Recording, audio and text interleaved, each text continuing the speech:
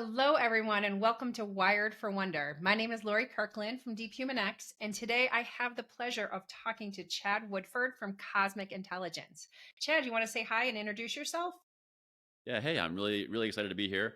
I'm Chad, and I am currently an AI lawyer and an AI philosopher. So my background is I started my career doing AI research during the AI winter like 25 years ago, and went into technology law and worked for almost 2 decades as a technology lawyer in Silicon Valley at Twitter, Google, Facebook, Airbnb, and some startups. And then I went and got a master's in philosophy, cosmology, and consciousness. And so now I'm sort of bringing all that together to talk about AI in a kind of high level, big picture, philosophical way, but also with a deep understanding of the technology of it. Okay, so like you, Chad, I have a long history in technology, also, right? .com era on. But I'm Mhm. curious, and it's interesting that you bring up that philosophy is taking up a lot of your mind space and thinking. What do you Mhm. think or why is that? What is it about philosophy that you feel is so relevant in today's world? Yeah, it's a couple of things. Part of why I got into law or became a lawyer was that I felt like we needed to make changes at a policy level. I wanted to get into policy work. And what I realized as I explored that was that it's really hard to change policy in a positive way because you could make well-reasoned arguments forever to people, but until their minds are changed or their consciousness is expanded, or however you want to put it, you can't really get through to people, or you can't really convince people. And so I felt like as I got older, I realized that I think we need to have to think about and address more people's consciousness or people's awareness or people's minds, and their state of mind, their emotional state, all that stuff needs to be considered. And so that's part of why I got into it.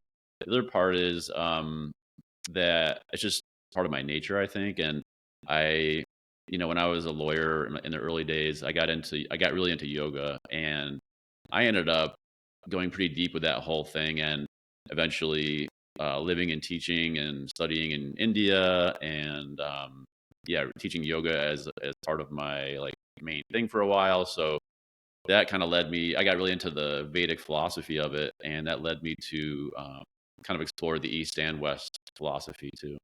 Yeah. That's so interesting. And I don't want to say it's cliche, but like, right, there's a lot of people in Silicon Valley who Mhm. are, seen as the worldwide tech experts, right? The Yeah. innovators who follow that same pathway where, right, there's the technology isn't the answer, right? The Right. technology is a tool, and even though you're going very deep with the technology, it's actually creating a lot more questions about life. What do you Mhm. think that is? I mean, that's an interesting coincidence that, right, many Yeah. technologists like lean on and look at the more energetic world. Yeah. That's. I mean, I feel like there's almost a yeah. It's a cliche, a little bit of a cliche. There's almost a path or a trajectory where you start off you being a technologist or really into tech, and then you do a bunch of harm in a way, and then you sort of have a mea culpa, and you talk about how you realize that was a mistake. You see this with a lot of people um, who you don't hear it as much these days, but I feel like there was a period where you hear these tech leaders, these founders and whatnot would come out and say like, we realized that social media is actually the problem, and I know before I was sort of selling social media, but now I feel like so that's kind of a trajectory, and I feel like that is very common, maybe less these days. But a part of it too is that because Silicon Valley is located in San Francisco, that place, because I lived there for 12 years, and I am very familiar with the influence that it has on you. So that place is also the home of the counterculture movement from the 60s, the human potential movement. There's a lot of history there with interest in philosophy and spirituality and meditation, yoga. And so you're just kind of, if you're a person who's curious and generally aware, you're just kind of absorbing and soaking up all that kind of influence from the environment. And that's what happened to me. I certainly, you know, that's why I started doing yoga. And if I hadn't been there, I probably wouldn't have been into half of that stuff. Yeah. Yeah, no, that's really interesting, but it's a great path to be on, right? We all learn when we're learning about ourselves, which is a lot of what the yoga philosophy Hmm. thinks about, right? Is going inward. There's so much room to grow.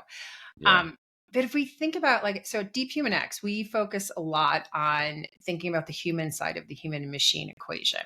Hmm. And when we think about that, we think that there's a huge change on the right. We are in the middle of a change. The whole world is changing right now.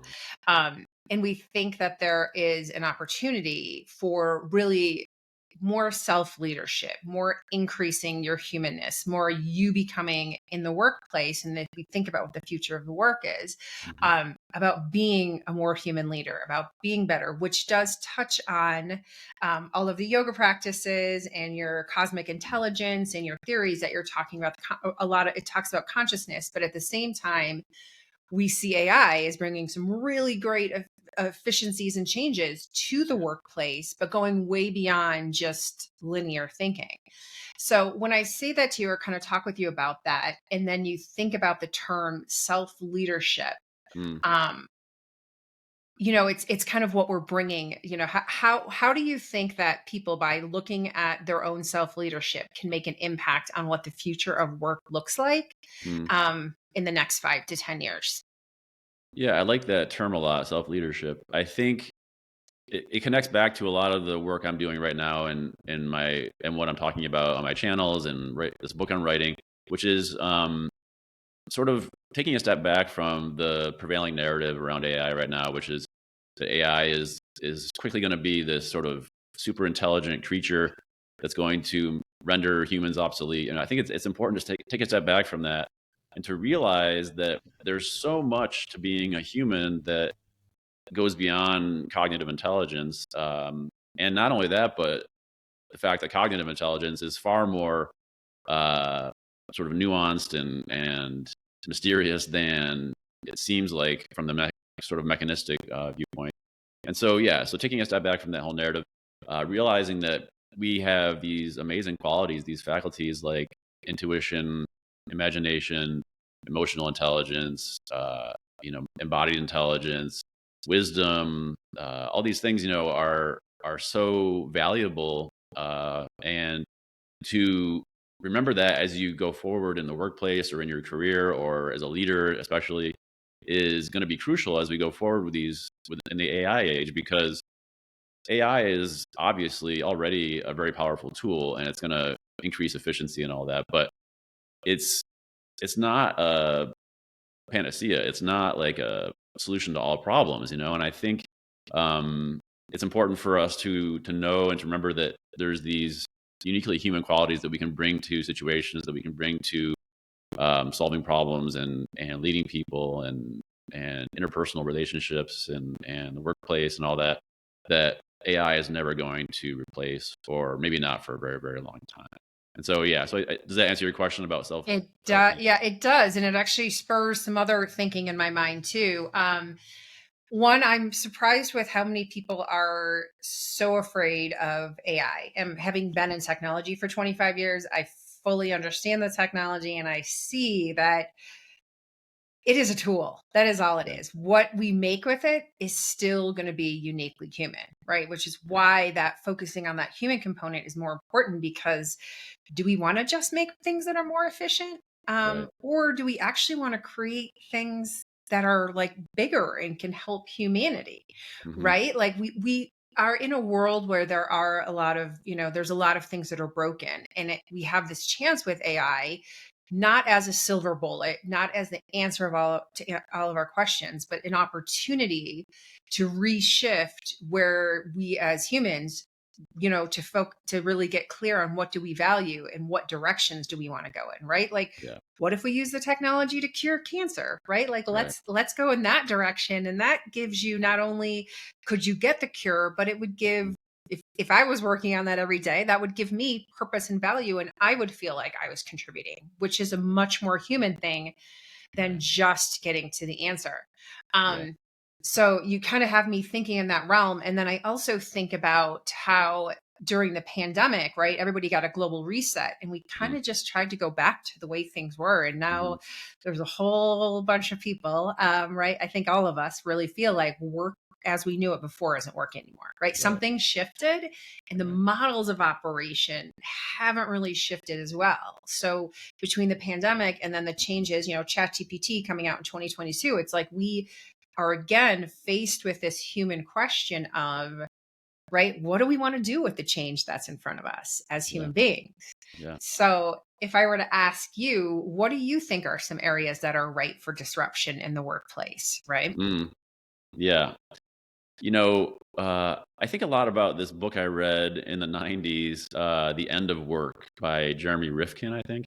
And in the book, he was saying that very quickly, very soon, uh, we're going to be, because of the efficiencies that are introduced by technology, we're all going to be freed up to maybe work part time or not even work at all. And that book really captured my imagination because in the 90s we didn't have the AI we have today, but I liked the idea because his whole argument in the book is, um, why aren't the efficiencies that we realize through technology, why aren't they sort of like trickling down to the workforce? Why do they always just result in all of us being more productive and kind of moving at a faster pace? And I think that's an important thing to think about as we kind of enter this age, which is the AI is. I mean, I see this in my own work, and I'm sure you see it. It's giving us much higher productivity, and we're able to do much more in less time. But we're still working full time, and it's Yeah. like, why is that? And I don't know if suggesting that we work less is some kind of radical, revolutionary idea. But I think, at some point, aren't we supposed to benefit from efficiencies of technology? Like, I don't know. Yeah, no, I mean, that's such a great question because that's what I feel like too. Is I'm like, okay, we have somehow gotten to where efficiency and productivity are the things Mm, we're measuring, which, yes, those do measure, are you making progress? But it's become about that and it's become less about the actual outcomes we're trying. Like, are we getting right. efficient and right towards getting to our bigger outcome, right? Hmm. Something that is more purposeful, something that is going to benefit you, something that's going to become a source of energy as Yeah. work, right? Like something that propels you and becomes a positive source for you versus more activity, more busy work, more meetings. My gosh, I think that every one of us is like, do we really have to have these meetings all the Yeah. time? Yeah. Right. So, yeah, I think that is, I like your thinking of where you're going too. And then if Mm. you think about that too. Why do you think that a lot of businesses are stifling creative thinking and asking beyond bigger questions and have turned to productivity and efficiency as a scapegoat? But Mm. what do you think? What do you think that the fear is around critical thinking in the workplace? Mm. Um, what's an example of that? Like, I guess I think I know what you're saying, but You yeah, know, what do you I mean exactly? so I feel this is, and this could be completely me, but my experience has been working with a lot of large companies Hmm. and startups, is that there is a hierarchical way of mode of operation that Hmm. each leader feels like they have to know exactly what to tell the next person to do. So in Hmm. order to have their value, they have to give, no, do this, and then it just goes down and goes down, so Right. that by the time you look at the results, it's everybody's doing all this activity and the question of, hey, we're trying to cure cancer or we're Hmm. trying to impact this industry isn't there. Right. Are you following, or am I Yeah. am Yeah. I Yeah. way Yeah. off Yeah. in la la land because I can No. do No. I, that? I understand. Yeah. Yeah. I mean, yeah. It's a big topic. I think to a large extent, uh, the workplace, at least in the past 20 or 30 years, has become uh, sort of a victim to the larger mechanistic way of thinking that has kind of predominated in Western culture, ever since the Industrial Revolution. And it's this idea that business or corporations, companies should be run kind of like a machine, and so because yeah, it's a big conversation that can get philosophical pretty quickly, but basically, it's all about cranking out as much as we can and in as short as time we can, so we can make our numbers, so we can, if you're a public company, you can make your, you can meet expectations on Wall Street and all that. So we're in kind of a rat race, kind of like giant machine, and I think it's like that's where the real challenge of introducing more of a human element comes in, because like, how do you go about doing that when the thinking becomes more and more and more about speed and efficiency and all that? Like, I think where this is really playing out at a even more accelerated level is with the AI companies. All the companies that are making AI right now, as I'm sure you've seen in the media, there's all these stories coming out about how there's this arms race, because of China or because of whatever competition there is, and it's resulting in what I feel to some extent is this artificially sort of this artificial kind of like sense of panic in these companies that is resulting in like just a lot of stress and anxiety, and everyone's working too much and trying to reach this end state, which most of these companies are saying is artificial general intelligence, but that's, I think, sort of a red herring, but we can talk about that if you want to. Does that answer your question? That totally, yeah, it answers my question. Uh-huh. It does talk about, right, like how do we get to more creative thinking and maybe Mhm. why companies are there. But I am asking you because it does get philosophical really quickly, to Yeah. refer back to what you were saying about if machines are supposed to help us free up our time, right? And Mhm. let's say your job can be done in 50% of the time. Well, the big question still gets thrown back to humans of what are you going to fill your time Right. up with, right? And I think that what you just mentioned about the AI companies is what we're seeing. They're like, oh, we've sped up all of this. Now we have to speed up. We have to speed up. But there's still the leadership. We need to take Mhm. a step back and ask a bigger, more macro question, Right. right? Of like, what is it that we want to impact? And if your company isn't asking it, right, we each have the opportunity to say, what do I want to fill up my time with? Mhm. Right. If 50% of your time is free, that's a gift. Why don't you start digging into things that are more purposeful for you as human Yeah. beings?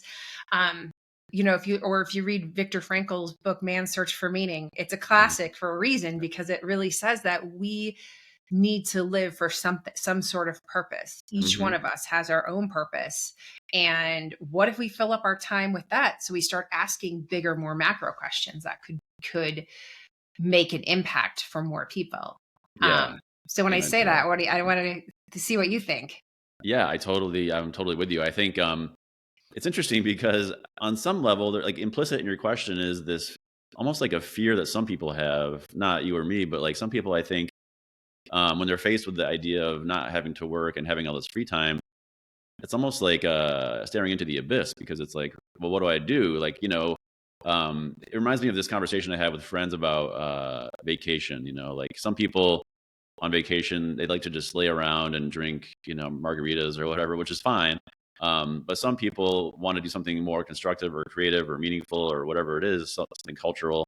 And I believe, in the great sort of potential and capacity of humans, in the sense that we all, I think, deep down have some kind of creative, side to us that if we had more free time would, I think, create something, or we could um, be more in community, or there's so many things that we could do with our time that if we were freed up to have more free time, we would, I think it would, I'm not saying it would create utopia, but it certainly would lead to, I think, more creativity and more sort of community than you expect, maybe. Like, to go to a cliche in a way, like it reminds me of Burning Man a little bit, where people are just there doing, making art projects basically for the fun of it, and you can criticize Burning Man for different reasons, but I think that that's the kind of thing that I would like to see more of, is people doing this stuff. And the other point on that is that it makes me think about sort of mass media and like streaming television and Netflix and all that, because I think so many people don't really know, like, this is the counter argument, I guess. Like, it seems like so many people don't really know what to do with themselves in their free time, so they end up just binging endless TV shows. And there's, again, I'm not judging anybody, but I think that like I wonder, like I would hope that if we did free up our time, that we wouldn't just all watch more television, because yeah, what do you think about Yeah, that? I mean, I don't think there's anything wrong with that. I think Yeah, that's correct. I think we live in a society that says that is the way to relax right. is to watch, is to stream something. And I also feel though with the machine, the cog in the wheel feel, I have been surprised at our clients from literally like ER doctors to Hmm. every corporate workplace person who is like, yeah, I feel like I'm a cog in the wheel. And it's like, well, then how do you bring purpose back into your own life? But that Yeah, does require you starting to look at to say, oh, I'm actually a little bored. Yes, I'm watching more Netflix, but that's not actually bringing me joy. It's actually causing yeah, me more stress. So it is staring into that big black hole of who am I and what do I want?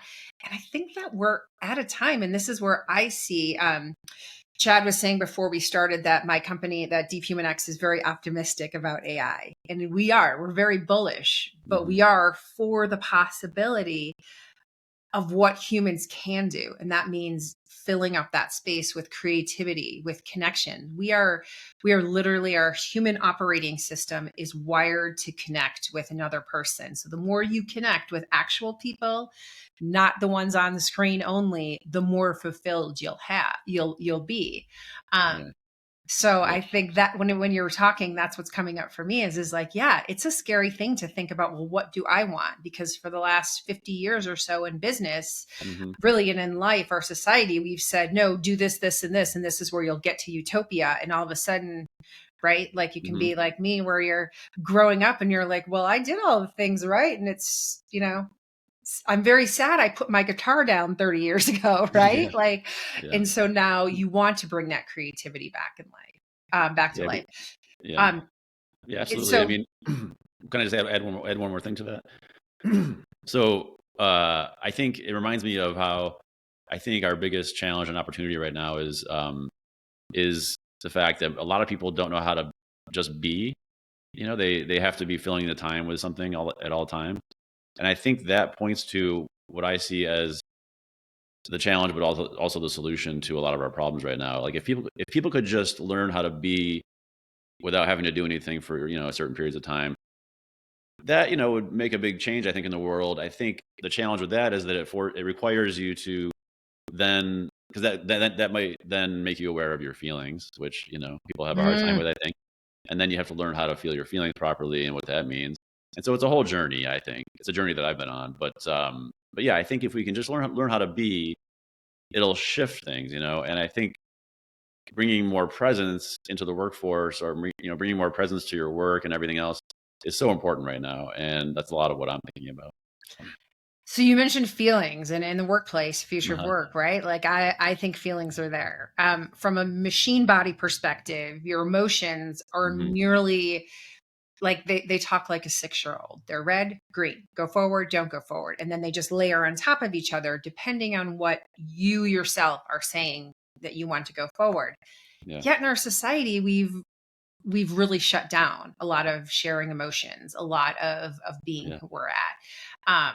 And for me, I've always been very emotional, so that has always been surprising to me. But I see that, like, wow, just as a society, we've created these. Here's who I am, and then here's who I am at work, right?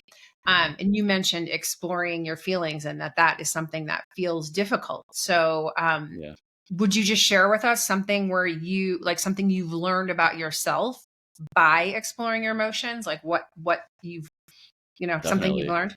Well, first of all, what you just said about sort of bringing, like, having a different self that comes to work, is very like Severance, reminds me of Yes. Severance. But yeah, I think it, every time I talk about one of these things, it reminds me of like our larger problems as a society. But basically, like, um, the only emotions that are sort of allowed these days, either in the workplace or in society, are uh, fear and anxiety. So you see that, I think, play out in terms of political ideologies. So many of them we see today are just fear based, and in the workplace, it's only you're respected almost in the workplace if you're anxious and if you're running around obviously overworked. There's like you get sort of like bonus points for being overworked and like frazzled, right? So to answer your question, for me, my whole journey has basically been about learning to feel my feelings more. And yeah, the fact that feelings or emotions are not really allowed in the workplace, for me, goes back to what I was saying earlier about the mechanization of work, but also a very kind of, I can say, solar or masculine sort of, vibe or theme or kind of framework that exists in the workplace, uh, where I feel like, not to stereotype genders or anything, but just the fact that emotions are not allowed, to me, speaks of the fact that um, there's something like, that's the part that's missing to me, Yeah. and people's emotional sensitivity is not respected, and you know abrasive, kind of belligerent leaders are oftentimes tolerated or even rewarded in the workplace. And so um, it's a big sort of seemingly insurmountable challenge, but this idea of like bringing your full emotional and authentic self to the workplace, I think, is so necessary right now. And if you can't do that, then something is off, don't you think? Yeah, it almost causes people to like play this game. So I can completely agree with you on like, right, people who just bulldoze over other people. It is Right. there is a masculine energy um that goes along with that. But it's not that that's wrong. It's just that, Yeah. right, life is about the balance of Balance. Yeah. dichotomy. It's masculine and feminine. And so Right. there are times where, yes, you have to say, this is the decision we're making. We're moving forward. Hmm. But there are other times where that's not the only tool that we have. And in the Right. workplace, we've really gone to, um, at least I see, we've really gone to, yes, this is the way it is. Oh, and if you don't like that, I'm going to make Mhm. another rule. I mean, to the Yeah. point where I just Yeah. took a trip to Africa last year, and I was like, oh my gosh, I realized how free in the US anyways, right? We aren't sometimes because of all the rules we've had, Mm. right? The Yeah. rules we've put in place of this is how you should be, or this is how it is. Instead of remembering that, like, hey, you're a human being who can adapt and can take change it, Mhm. you can adapt to changes and feel those emotions and know how to react without everything falling apart. So Yeah. emotions really aren't nearly as scary as Yeah. we make them, and the layers we put to make sure they're not there actually cause probably bigger emotions than if you just let the initial emotion come out. Absolutely. Absolutely. And just to give a shout out to the emotions at a deeper level, for me, it comes back to this conversation about AI, because uh, I think, I saw this tweet recently, or actually it was a thread, I guess, from Jan LeCun, who is the head of AI at Meta. And he was saying how emotions are easy to solve in AI because all emotions are anticipation of outcome. And when I read Mhm. that, I thought, this poor man, does he even have emotions? Like, does he even understand what emotions are? Like, and I think it's this idea that cuts across all of AI right now, which is that intelligence is easy to solve, emotions are no big deal. Everything is basically just like computational.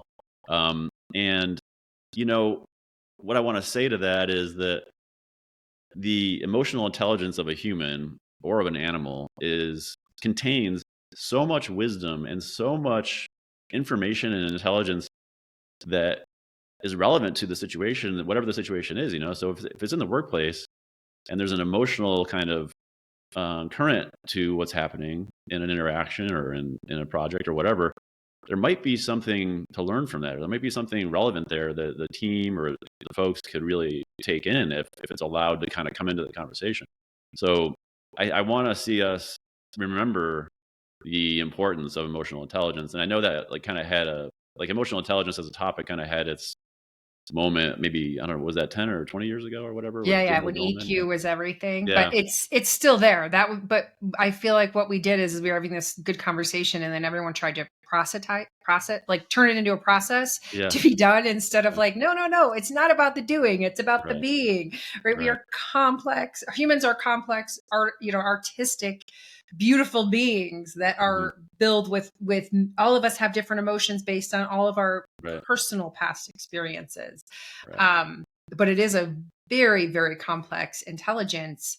but it's also one of those things where when you do start to connect with it and you learn to start having your own internal communication Mhm. with your emotions, you're like, oh, well, that was really easy. Why was I doing 10 other things, right? To to Right. avoid just saying I have this feeling, Right. right? Oh, I have that feeling. Okay, all that anxiety went away around it, right? Like Right. it is pretty amazing. Yeah, I mean, Um, just one quick thing on that is so much of, like, I've been kind of alluding to this, but so much of my healing journey, or so much of my journey in life, has been about learning to feel feelings. And like, I understand, because I went through that journey, I understand how scary they can be, or how you don't want to feel a negative emotion, right? Because we're sort of like acculturated that way. Like, you don't, well, negative emotions are bad, you should avoid it, you know, toxic positivity, all that stuff. So, mhm. but once you really start to open up to the idea that you should just feel any feeling that's coming up, which sounds scary, but also very simple, you realize that, like, emotions are not that, I mean, that's fine. If you just feel it, like, it's totally fine. I know it takes 90 seconds for an emotion if you just let it come up and Right. I mean, by the way, the trick is awareness. That's all Right. your mind state needs is like, you're paying attention to my message. Okay, you resonate, I heard it. Now I can let it go. It takes 90 seconds to pass Yeah, through your body. that's a great But reminder. meanwhile, I'll share with you, right? I have all my emotions. I didn't get my taxes done this weekend like I was supposed to. And I'm like, well, Yeah. I've spent at least 5 to 10 hours over the past 2 weeks Yeah. about that instead of the like right hour or two that it would just take. And Right. that's a good analogy of how emotions are, right? Like sometimes we spend so much more time on worrying about it than just doing Absolutely. it. Absolutely. Yeah, Okay. So that's, yeah, go ahead. Yeah. I was just going to say, I kind of want to move into us start wrapping up. Uh, One question I have is at DeepHumanX, we talk about the X as the undefined variable in each of mm, us, right? The mhm, thing that really is our passion or the thing that's motivating us on our leadership journey. What do you think? How do you define your X in leadership and mm, decision making? mm, mhm. The X is the undefined. Say it again. It's just your undefined passion, right? It's Yeah, it's undefined who passion. the X is you. There's Mhm. something about you that's your variable that's different than everyone else, but it's what is your driving force, what really as you go into the future, you're like, this is what is really part of who I am. Yeah, I mean, for me, the X factor is definitely this sense, or this sort of knowing that there's a deeper reality to life and to ourselves that we can tap into. And when we do that, it gives us not only a foundation to always feel like uh, no situation is too big for our bigger self to handle, but also it can be like a source of wisdom, and it can remind us of what's important and be a companion. And yeah, this once you tap into your deeper self, your inner self, your higher self, whatever you want to call it, that, I think, is not only like the path to fearlessness and liberation and all that, but also in the future, as we enter this crazy age that we're going into, I think it's going to be an essential quality for everyone. Yeah. I like that. I like that. And what do you think for the last question, if we look at, right, thinking about the future of work, what it could be like 5 to 10, 5 to 10 years from now, Yeah. what do you think are the top three skills, human skills, right, that people need to work on to stay relevant and impactful? Mm, yeah. I'm going to answer this as honestly as I can, because I feel it's funny. I feel a pressure to like answer it in a corporate acceptable way for some reason. But yeah, I think so. The three qualities are like a facility with your intuition, which I think to some people can sound a little like new age or whatever, but there is this intuitive quality to people, and I think that's going to be increasingly important. Um, and and then with that, kind of this sense of deeper meaning to life, or a spiritual realm, or of some kind, an understanding of that, a relationship to that is going to be really important. And then discernment. I think, I just recently did a guest post on Michael Spencer's Substack about how AI can both undermine discernment, but also help us to become more discerning if we approach it the right way. And I think, you could say in a way that our biggest challenge right now as a humanity is a lack of discernment. Like nobody really is able to tell, you know, facts from falsehoods, or, tell like who you can trust, or, all this stuff. The more discerning you can become, the more powerful you become in your life, but also the more effective you become in the workplace. I think. Yeah. Very good. Like being really honest about what you know and don't know, and doing the work to figure out Yeah, and understanding like you how, and like learning how to make your own decisions about what's true without doubting everything. Like the discernment is this delicate balance between uh, accepting some things as true and seeing that there's relative values of truth. It's not all black and white, but also like not like when you hear that, it sounds like, oh, there's nothing is really ultimately true, but there are things that are true, and so it's learning how to separate like yeah. Can I swear on this podcast? I don't know. yes. Separate like reality from bullshit, basically. Yes, absolutely. So good. So you gave us intuition, discernment. What do you think of the third thing as people should be thinking about? Well, that was like in the middle. I think I kind of got muddled in the middle there, but it was basically like this facility with some kind of deeper level of reality, or like the understanding, not just the understanding intellectually that there's this sort of spiritual dimension, but cultivating a experiential relationship with it, a direct experience of it, in some ways. And there's different ways to do that. You can meditate, you can, use plant medicine or whatever it is, but there's so many ways to have a direct experience of a deeper reality that's not just an intellectual idea of it. Awesome. Well, good. Those are so good. Chad, thank you so much for having this conversation today.